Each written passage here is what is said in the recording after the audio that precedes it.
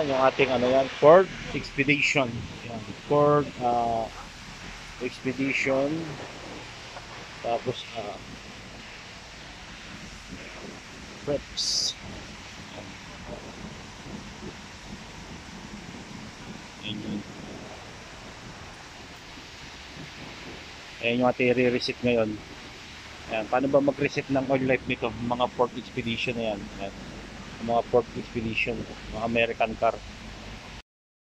Paano tayo mag-reset ng oil life nito? Ayan.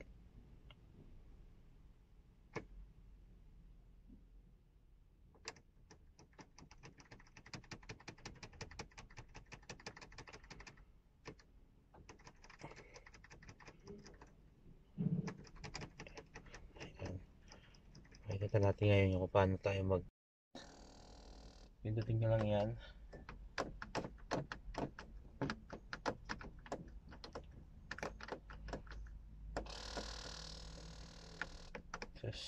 Ayun na. Ayun, yun. Yung setup, pag nyo, pindutin nyo itong receipt, ito. Ayun.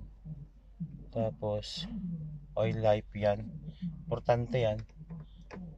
Long press nyo lang siya. Yan. Long press nyo lang. Tapos, magre-reset yan. Ayun. Ako. Teka, bumaba. Mali tayo. Ngayon. Yan, set up. Tapos, calibration in English. Ayan. Pati mga ayan. Long press nyo lang.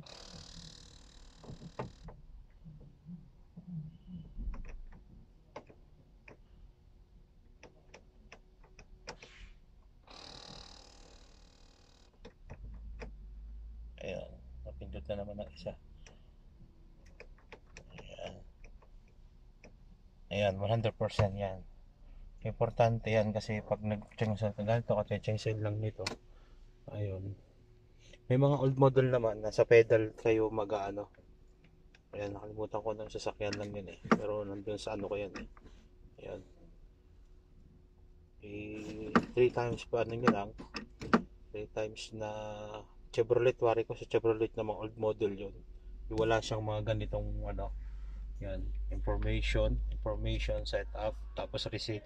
Pag wala siyang ganun, ano siya, sa pedal nyo kukunin siya.